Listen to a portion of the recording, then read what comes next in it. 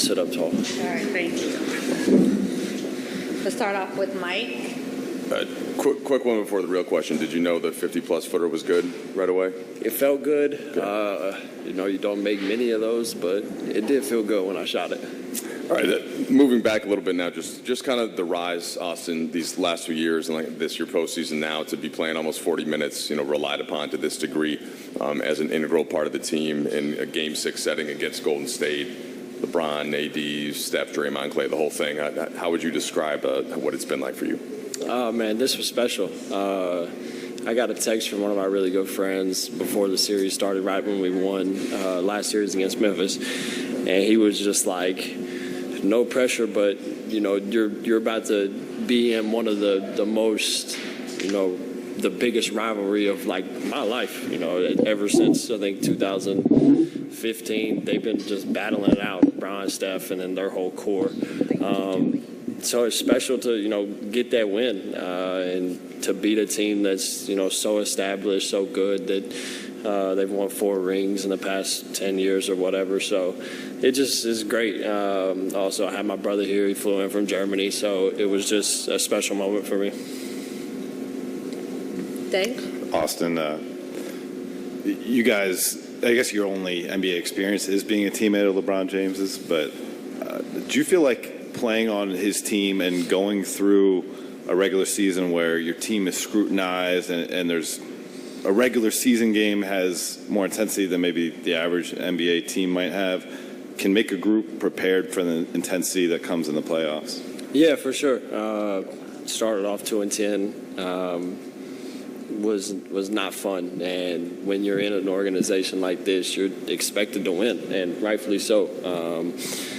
But like you said, I feel like until the playoffs, the month previous, that the whole buildup was basically playoff basketball for us. I can't speak for the other teams, but we were in must-win situations for a long time, and to kind of be locked in like that, before this, this is different just because you played the same team, at most 7 times, but to have that attention to detail, the focus that we had to have for the last month of the regular season, I think, like you said, can be a big benefit for us because, like I said, we were so locked in for so long. But yeah, that's really it. Jovan? Austin, it sounds crazy, but this was LeBron's first 30-point playoff game since the 2020 finals. Was there a moment pregame or this morning or whatever where you kind of noticed a different vibe or kind of could expect this type of performance from him? Anytime you step on the floor with him, you'd expect him to do spectacular things. His efficiency was off the charts. But like I said, every time you step on the floor, you expect him to be great because that's what he's done his whole career. And honestly, he can be great and people will still, kill him because he wasn't, who he was in 2013. But his motor from the get-go was special, and his attention to detail, like I've talked about, has been on 10 since the first game against Memphis. So I'm happy for him. I know he wanted this series really bad. Jim? Yeah, Austin. I'm sure there's a lot of eyebrows being raised nationally about 7 seed and all that. Do you guys still do you still feel like you have to prove that you belong here? No, not really. I think the seeding thing is just a number. When you have guys like Brian, AD, that's won championships, other guys, even Tristan that's, been through the fire with Brian and all those championships, always feel like you have a chance, and especially with the roster that we have, the talent that we have, like you seen, it was a game 4 when Lonnie went out and you put on a clinic, and 3 games before that he wasn't playing. So when you have talent like that, our whole thing before the playoffs was get in. Like, if we get in, we really think in a 7-game series that we would be tough to beat. And, I think that that's been proven these first 2 series. But, we still just got to stay locked in and, focus on the main goal. Nikki? Austin, as you look forward, you're about to play in the Western Conference Finals. And when you consider the chip on your shoulder you've had since entering this league, what does this moment mean to you? Oh, it's special. Like I said, I have my brother here, my mom's here. It's I don't know.